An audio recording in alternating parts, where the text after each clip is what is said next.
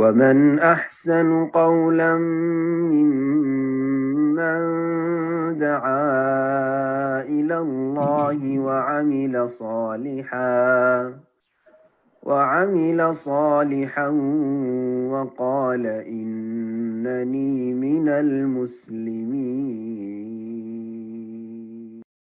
السلام عليكم ورحمة الله وبركاته. إن الحمد لله نحمده ونستعينه ونستغفره ونعوذ بالله من شرور أنفسنا ومن سيئات أعمالنا. من يهده الله فلا مضل له ومن يضلل فلا هادي له. وأشهد أن لا إله إلا الله وحده لا شريك له وأشهد أن محمدا عبده ورسوله صلى الله تعالى عليه وعلى آله وصحبه وسلم تسليما كثيرا أما بعد.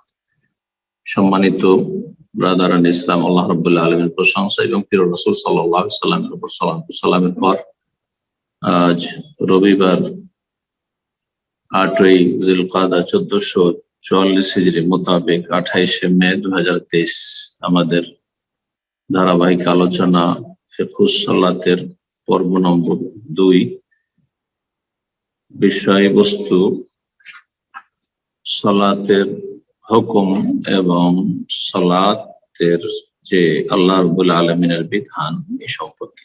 এক কথায় ফিকহুস সালাত, যাতে কয়েকটি বিষয় আসবে সালাত সম্পর্কে, অর্থাৎ সালাতের মাসাইল সম্পর্কীয়। প্রথম যে বিষয়টি আজকে আলোচনায় নিয়ে আসবো তা হচ্ছে আল্লাহ রাব্বুল আলামিনের নির্দেশাবলী, এর প্রকরণ।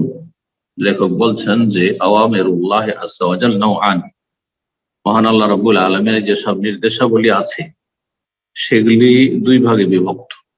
বান্দার অবস্থার দিকে লক্ষ্য করে বা বান্দার যে প্রাকৃতিক অবস্থা, মন মানসিকতা, এই দিককে লক্ষ্য করে বলা যেতে পারে যে মহান আল্লাহ রাব্বুল আলামিন যেসব আদেশগুলি রয়েছে সেগুলি দুই ভাগে বিভক্ত।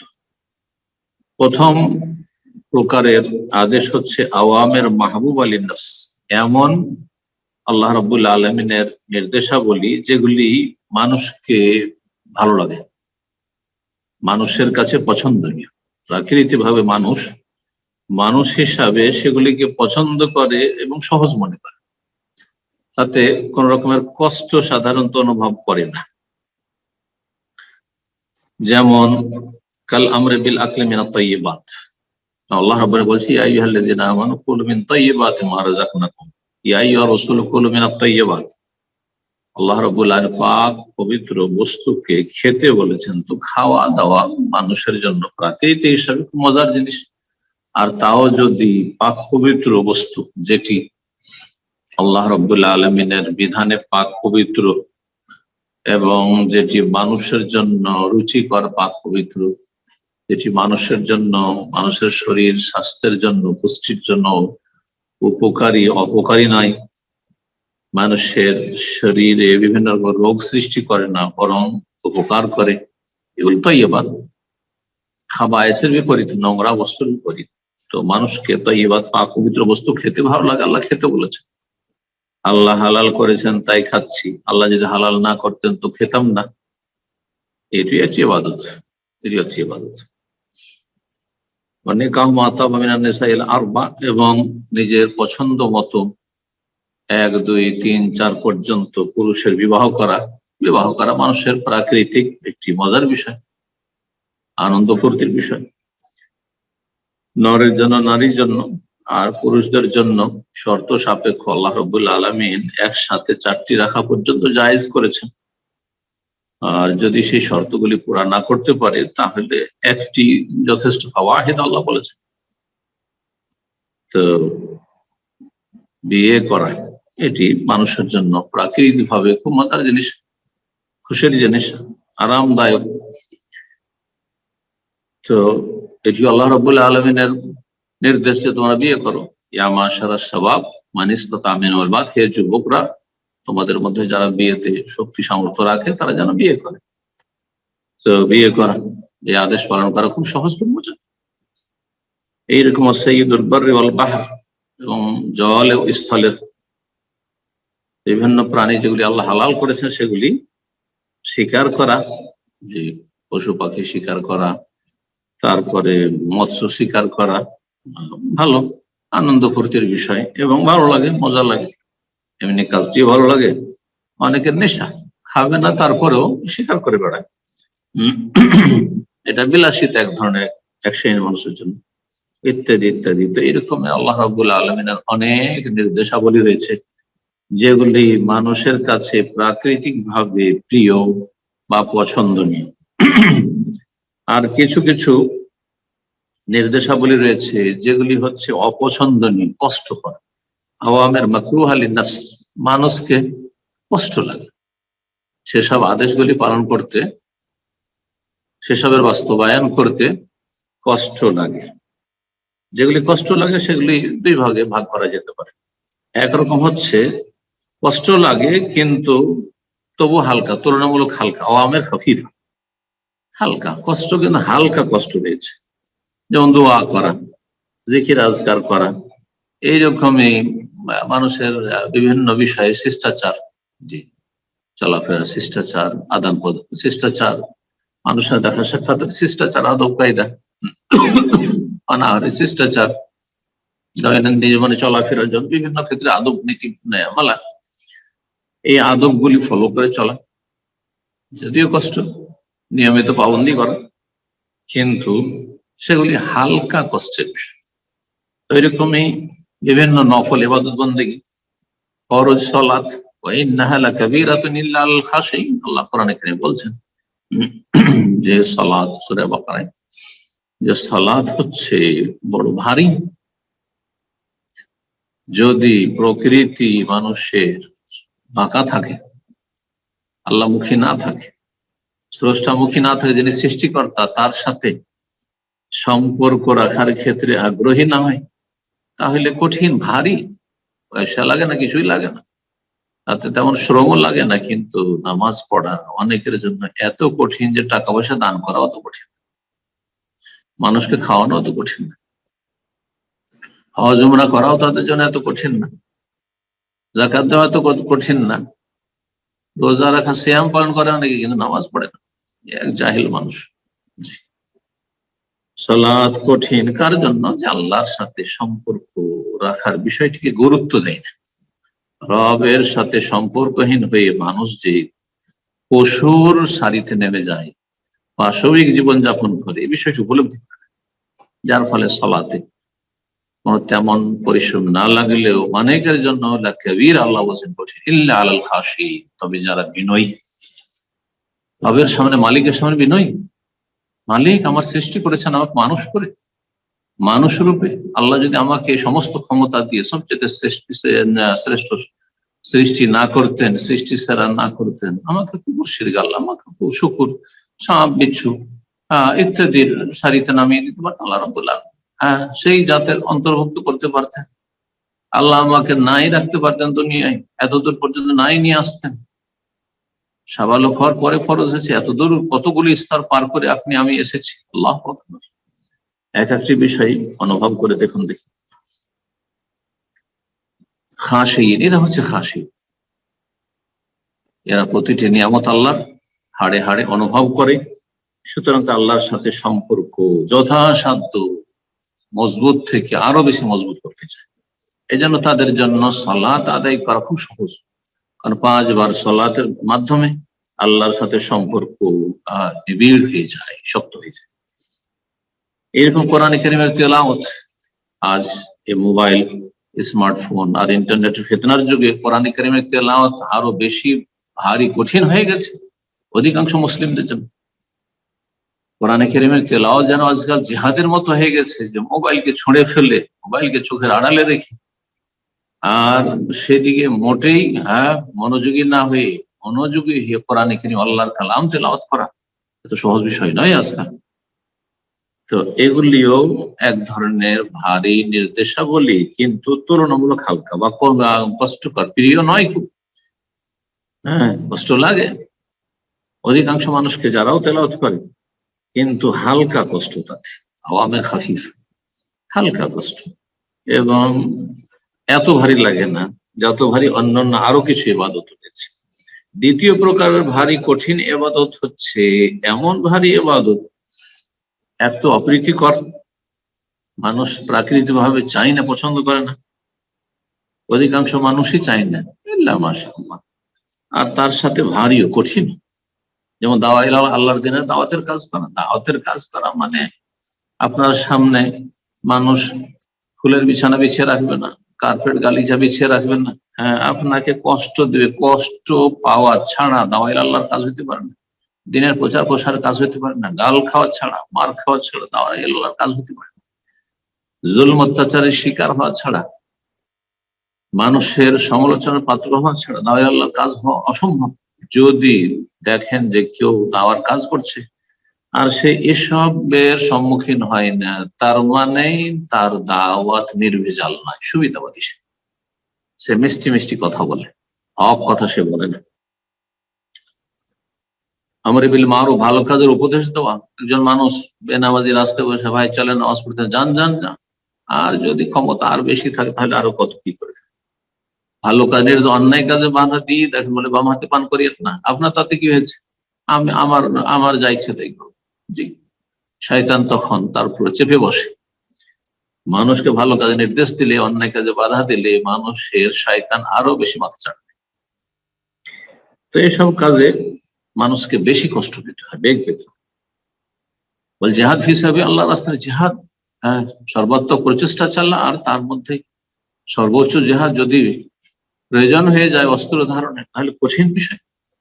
জি, কুতিবা আলাইকুমুল কিতাল ওয়া হুয়া কুরহুল লাকুম, আল্লাহ কোরআনে বলছে তোমাদের উপর সশস্ত্র লড়াই ফরজ করা হয়েছে, কিন্তু শাসকের নেতৃত্বে, শাসক বললে না হলে নয়, কিন্তু সেটি তোমাদের জন্য বড়ই কষ্টকর, বড় অপ্রীতিকর। জি, কেউ চাই না। কারণ সেখানে স্ত্রী বিধবা হয়ে যাবে, বুঝতে পারছেন, হ্যাঁ, এরই সম্ভাবনা। ছেলে মেয়েরা এতিম হয়ে যাবে, দুনিয়ার যত স্বাদ রয়েছে সমস্ত স্বাদ তিক্ততায় রূপান্তরিত হবে। সে চোখের আড়ালে কিয়ামতের বা পারলৌকিক জীবনে যে উত্তম প্রতিদান মহাপুরস্কার রয়েছে, সেদিকে কয়টি মানুষের নজর যায়।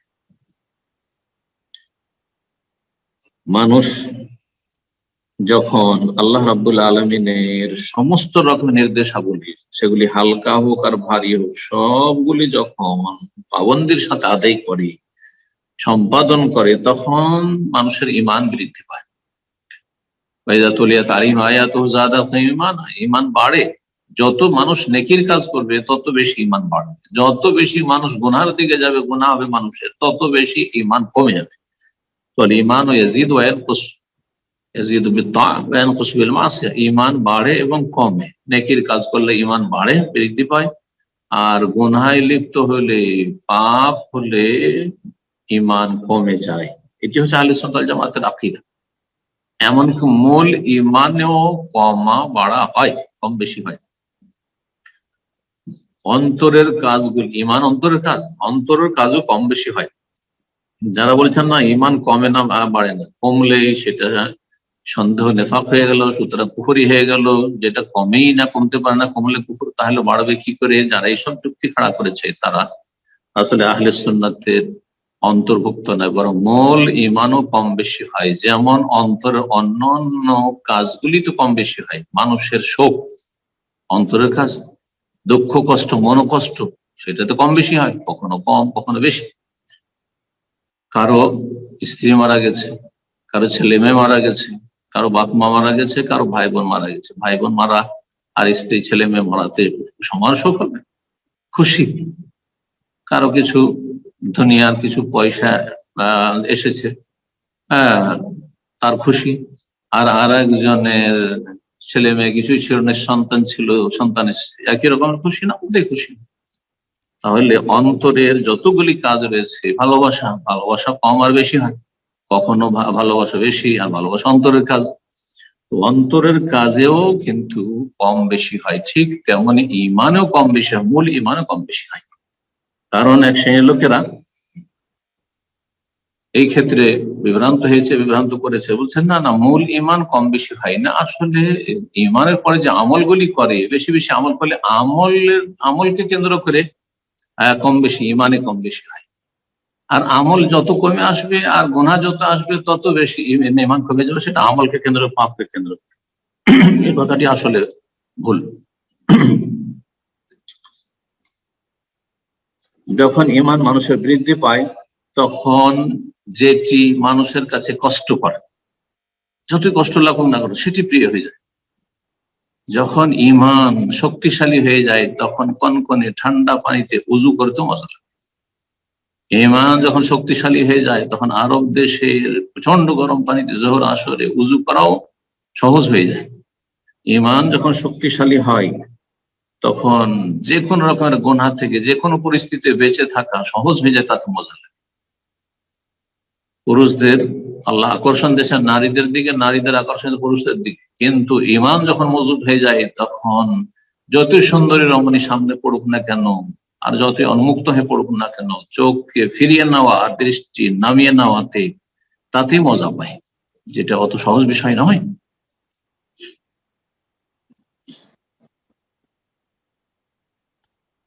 যখন মানুষের কাছে ঈমান মজবুত হয়ে যায়, মানুষের অন্তরে যখন ঈমান মজবুত হয়ে যায় তখন যেটি তার জন্য কঠিন, কষ্টকর, অপ্রীতিকর সেটা তার কাছে প্রিয় হয়ে পড়ে, আর ভারীটা হালকা হয়ে পড়ে।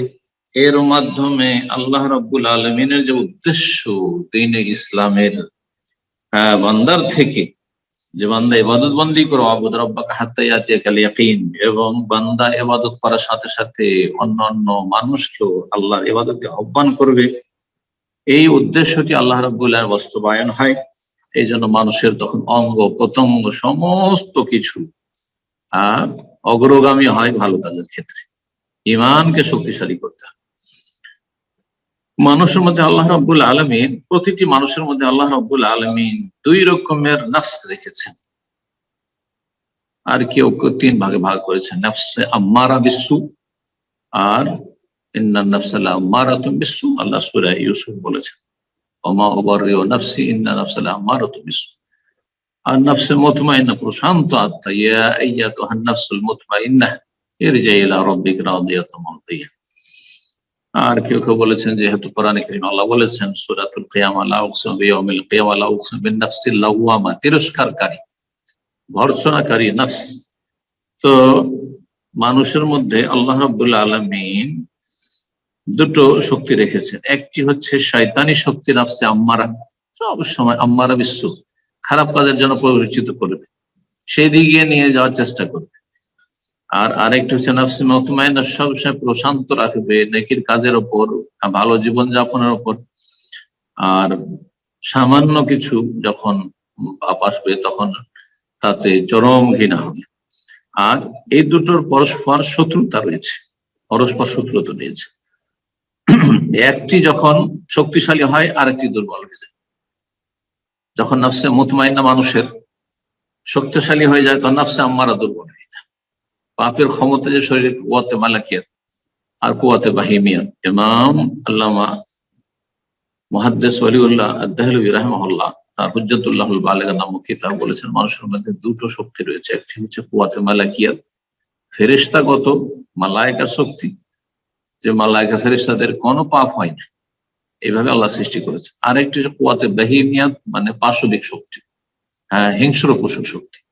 তো এই পাশবিক শক্তি মানুষের মধ্যে রয়েছে, আর ফেরেশতাগত শক্তি রয়েছে। একটি যখন শক্তিশালী আরেকটি দুর্বল হয়ে যায়।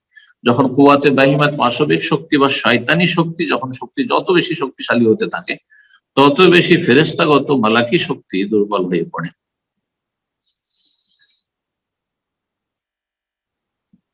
আর এই উভয়ের মাঝে দ্বন্দ্ব চলতে থাকে আজীবন, সারা জীবন মানুষের, যতক্ষণ পর্যন্ত মরণ না এসেছে।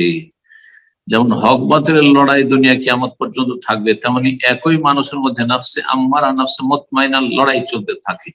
লড়াই চলতে গিয়ে মানুষের যখন একটা ভুল হয়ে যায় অথবা কোনো ক্ষেত্রে ইসলাম পালনে ঘাটতি হয়ে যায় তখন নিজেকে তিরস্কার করে।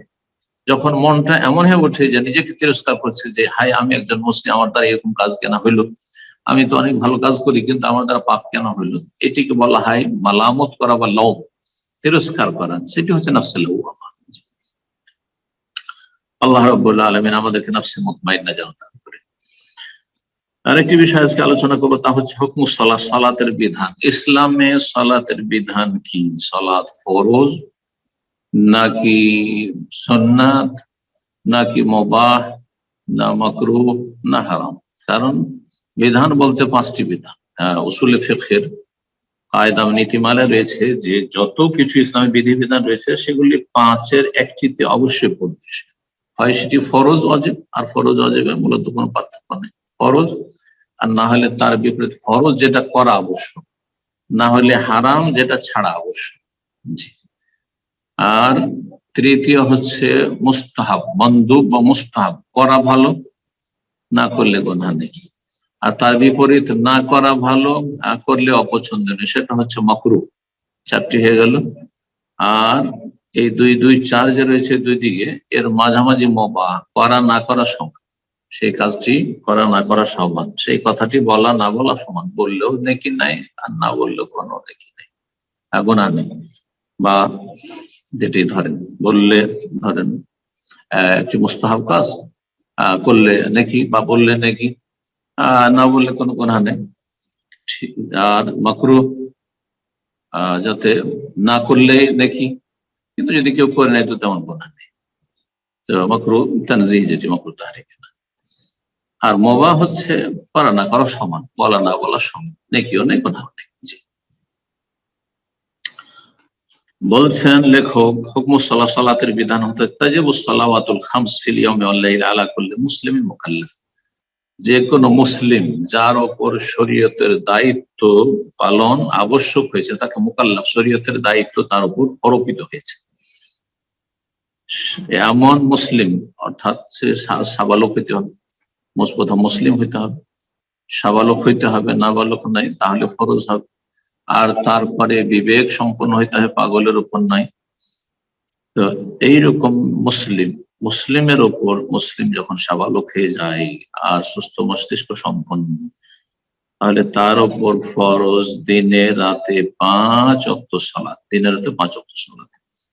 যার কারণে কেন পুরুষ হোক অথবা নারী, তবে ঋতুবতী মহিলা অথবা প্রসূতির যখন ব্লিডিং হইতে থাকে এই অবস্থায় মহিলা, প্রসূতি মহিলা, তাদের উপর সালাত ফরজ নাই, সালাত মাফ, যতক্ষণ পর্যন্ত পাক পবিত্র নয়। পাক পবিত্র হলে 40 দিন নয়, বাচ্চা ভূমিষ্ঠ হওয়ার পরে, বরং যখনই পাক পবিত্র হয়ে যাবে, ব্লিডিং বন্ধ হবে, সাথে সাথে গোসল করে সালাত আদায় করবে। মাসিক যখনই বন্ধ হয়, সাথে সাথে গোসল করে সালাত আদায় করবে।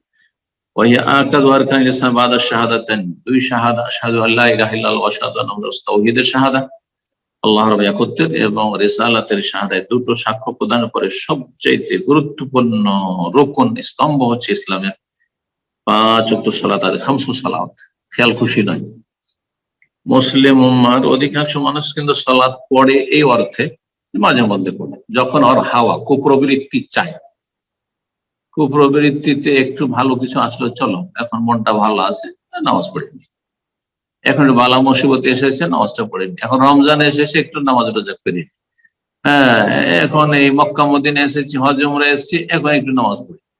বুঝছেন, এইরকম বহু লোক আছে। এইরকম লোকগুলিকে যদি নামাজই বলেন, তাহলে পৃথিবীতে মুসলিম অধিকাংশ নামাজ মনের পূজা করে, আল্লাহর ইবাদত করে, আল্লাহ হিদায়াত দান করে। কিন্তু যারা যে কোনো অবস্থায়, আমি সুখে থাকি, দুঃখে থাকি, প্রতিকূল অবস্থায় থাকি, অনুকূল অবস্থায় থাকি, কাফেরদের মাঝে থাকি, আর অসুস্থ থাকি, সুস্থ থাকি, দাঁড়িয়ে বসে শুয়ে, যতক্ষণ আমার জবান চলছে অথবা আমার বিবেক চলছে, আমার হুঁশ আছে, বেহুশ না আমি, হুঁশ জ্ঞান, ততক্ষণ পর্যন্ত আমি যে কোনো পরিস্থিতিতে 5 ওয়াক্ত সালাত আদায় করব। যুদ্ধের ময়দানে আল্লাহ রাব্বুল আলামিন সালাত ফরজ করেছেন, এমনকি সালাত ওয়াক্তের পাবন্দির সাথে ফরজ করেছেন। এই নয় যে থাক যুদ্ধটা সেরে নাও, একদিন দুদিন চলছে, তারপরে কাজা করে নেবে, এইরকমও কোনো সুযোগ নেই। তাহলে সফরে যাচ্ছেন, দীর্ঘ সফরে, ধরেন কেউ ট্রেনে সফর করছেন, 25-30 ঘন্টা 40 ঘন্টা সফর করছেন, অথবা পৃথিবীর পশ্চিম থেকে পূর্ব সফর করছেন, ওই 1.5 দিন থেকে আমি 24 ঘন্টা সফর করে আসছি, আর তারপরে সবগুলি সালাত কাজা করে অফিস করে আসছি। অফিসে আমার ওইরকম পরিবেশ নেই নামাজের, সুতরাং বাড়িতে এসে জোহর, আসর, মাগরিব, এশা পড়ছি, যেমন অনেক অফিসার সাহেবেরা রয়েছেন। না, এটা দিন নাই, এটা সালাতের পাবন্দি নয়, এটা সালাতের হেফাজত নাই। এবং এইরকম খেয়াল খুশি সালাত আদায় দিয়ে মুক্তি পাওয়া যাবে আল্লাহর আযাব থেকে, এবং ফরজ আদায় হবে। আল্লাহ বুঝার তৌফিক দান করুন। সালাত সম্পর্কে মহান আল্লাহ ইরশাদ করেছেন, ইন্নাস সালাতা কানাত আলাল মুমিনিনা কিতাবাম মাওকুতা। সূরা নিসা আয়াত নম্বর 103 আল্লাহ ইরশাদ করেছেন, নিশ্চয় সালাত মুমিনদের উপর কিতাবান মানে মাকতুবান মাফরুজান ফরজ করা হয়েছে, মাওকুতান ওয়াক্ত থেকে, নির্ধারিত সময়ের উপর। নির্ধারিত প্রত্যেকটি সালাতে নির্ধারিত সময় রয়েছে, শুরু রয়েছে, শেষ হয়েছে। জোহর কখন শুরু হয় তার আগে চলবে না, জোহরের সময় কখন শেষ হয়ে গেল ব্যাস এর মাঝেই আদায় করতে হবে। আসর কখন শুরু হয় তার আগে চলবে না, আর তারপরে আসরের শেষ সময় কখন তারপরে চলবে না, আপনার সাধারণ অবস্থায় চলবে। নিরুপায়কে হয়ে গেছে সেটা ভিন্ন বিষয়। আর সেই ক্ষেত্রে শুধু দুটো ক্ষেত্র বলেছেন, সে বিষয়ে দুটো ক্ষেত্র বলেছেন, সেটা মান্নামান সালাত নাও না, সে কেউ যদি অনিচ্ছা কেউ ঘুমিয়ে থাকে, ঘুম ভাঙেইনি, সময় পার হয়ে চলে গেছে, নাসে অথবা ভুলে গেছে, কিন্তু কর্মব্যস্ততায় অথবা এই সেই খুব প্রতিকূল পরিস্থিতিতে ছিলাম, সালাতের এরকম জায়গা পাচ্ছিলাম না, যেখানে সেখানে পড়বেন, প্লেন আছেন প্লেনে পড়বেন, দাঁড়িয়ে পড়বেন, বসে পড়বেন, সিটে হয় সিটে পড়বেন, কেবলামুখী হইতে পারলেন আর না হলে যেইভাবে আছেন সেভাবে আদায় করবেন। আপনি চলতে চলতে, যুদ্ধের মাঠে চলতে চলতে, অস্ত্র চলছে আর আদায় করতে বলা হয়েছে। জি, ফাত্তাকুল্লাহ মাস্তাতাউ, যথাসাধ্য আল্লাহকে ভয় করো, যতটা পারছো অতটাই আল্লাহকে ভয় করতে হবে। সালাত ওয়াক্ত মোতাবেক আল্লাহ ফরজ করেছেন, সুতরাং সেই মোতাবেক আদায় করতে হবে। মহান আল্লাহ ইরশাদ করছেন সূরা বাকারার আয়াত নম্বর 238-এ, হাফিজু আলাস সালাত, তোমরা সালাত গুলির হেফাজত করো, ওয়াসসালাতিল উস্তার, বিশেষ করে মধ্যবর্তী সালাতের হেফাজত করো, যেটি আসরের সালাত, আর কেউ কেউ ফজরও বলেছেন, আর অন্যান্য উক্তি রয়েছে, কিন্তু এই দুটি উক্তি সবচেয়ে প্রসিদ্ধ।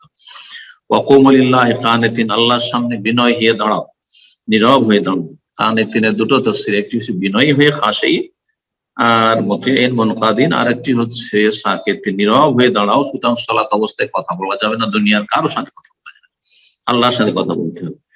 আব্দুল্লাহ ইবনে উমর রাদিয়াল্লাহু তাআলা আনহু হতে বর্ণিত, তিনি বলেন, রাসূলুল্লাহ সাল্লাল্লাহু আলাইহি ওয়াসাল্লাম বলেছেন, বনিয়াল ইসলাম আলা খামস, ইসলামের ভিত্তি স্থাপন করা হয়েছে 5টি বিষয়ের উপর।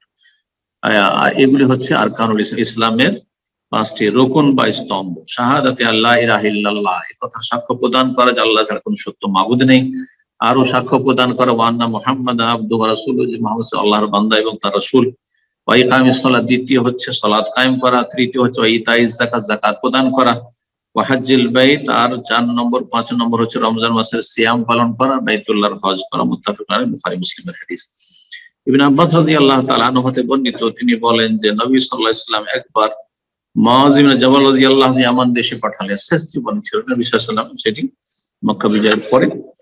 মুআয ইবনে জাবাল রাদিয়াল্লাহু তাআলা আনহুকে ইয়ামান দেশে পাঠালেন, আর তাকে বললেন যে তুমি এমন একটা জাতির কাছে যাচ্ছ যে জাতি হচ্ছে আহলি কিতাব, সেখানে ইহুদিরা বসবাস করতে বেশি। বল উদহুম ইলা শাহাদাতি আল্লাহ ইলাহা, তাদেরকে লা ইলাহা ইল্লাল্লাহ সাক্ষ্য প্রদানের দিকে আহ্বান কর, কালেমা তাওহীদের দিকে। অন্য রিওয়ায়াতে রয়েছে লা ইউহিদুল্লাহ, ইউহিদুল্লাহ মানে তাওহীদ, আল্লাহর তাওহীদ, লা ইলাহা ইল্লাল্লাহর দিকে আহ্বান কর। ওয়া আন্নী রাসূলুল্লাহ, আর আমি আল্লাহর রাসূল, এই কথার দিকে। এই দুটোকে শাহাদাতের, দুটো বাক্যের সাক্ষ্য প্রদান বলা হয়, যেটি ইসলামের মূল খুঁটি, আর যেটির মাধ্যমে মানুষ ইসলামে প্রবেশ করে। ফাইনহুম আতাউকা লিযালিক, সেটা যদি তারা মেনে নেয়, ফাআলিম, তাদেরকে জানিয়ে দিও যে ইন্নাল্লাহ ইফতারাদা আলাইহিম 5 সালাওয়াত ফি কুল্লি ইয়াউমিন, তাদের উপর আল্লাহ 5 ওয়াক্ত সালাত ফরজ করেছেন, প্রতিদিন রাতে 5 টাইম সালাত ফরজ করেছেন।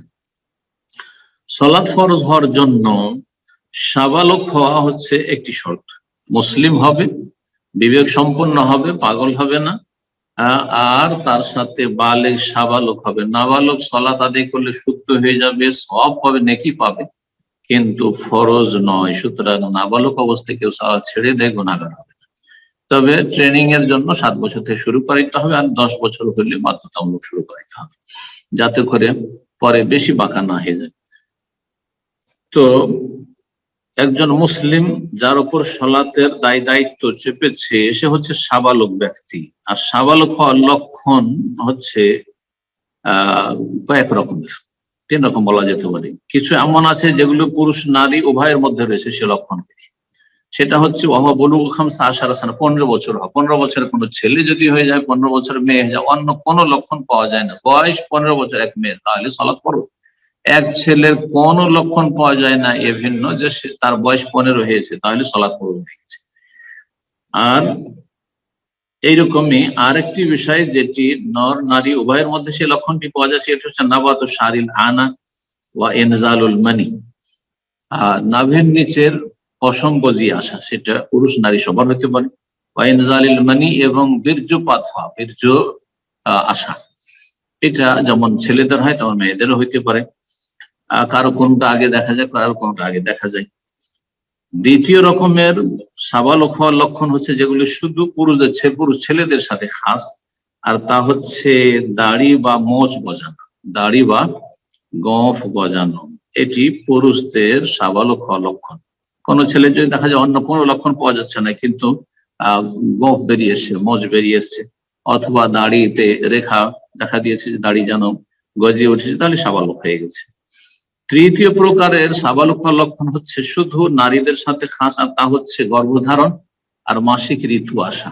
মাসিক ঋতু আসলে অনেক সময় 9 বছর, 10 বছর, 8 বছর হইতে পারে মাসিক ঋতু চলে এসছে, অথবা 10 বছরে গর্ভধারণ করে নিয়েছে, অন্য কোনো লক্ষণ আর দেখা যায়নি, তাহলে সাবালিকা হয়ে গেছে। নবী সাল্লাল্লাহু আলাইহি ওয়াসাল্লাম নির্দেশ মোতাবেক ছোট ছেলের বয়স যখন 7 বছর হবে, তখন মুরু আউলাদ বিসসালাতি জাবালা ওসাবা সানিন, 7 বছর হলে তাদেরকে নির্দেশ দাও, চলো বাবু সালাত আদায় করি। মেয়েদেরকে নিয়ে মা সালাত আদায় করার চেষ্টা করবে। ওয়া ইউযরাবু আলাইহি আশরিন, এবং 10 বছর হলে প্রয়োজনে মার দেবে, মার দিয়ে নিয়ে যাবে।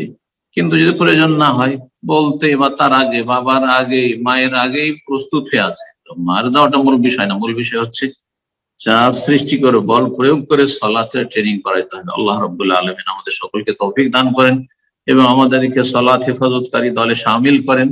আল্লাহ রাব্বুল আলামিন আমাদেরকে যেন সালাতের উত্তম প্রতিদান দান করেন, তা হচ্ছে জান্নাত। আর সালাত ত্যাগকারীদের দল থেকে পুরোপুরি মুক্ত হওয়ার তৌফিক দান করেন, তাদের সাথে সম্পর্ক ছেদ করার তৌফিক দান করেন। কারণ অনেকে রয়েছে তাদের কাছে নামাজি আর বেনামাজি সমান, বরং বেনামাজির সাথে দুনিয়ার স্বার্থ জড়িত, তাদের সাথে অন্তর মহব্বত রয়েছে, এদের ইমানে বড় ত্রুটি রয়েছে। আল্লাহ এই দলে যেন শামিল না করেন। আল্লাহ যেন ওয়ালা বারাক বুঝার তৌফিক দান করেন।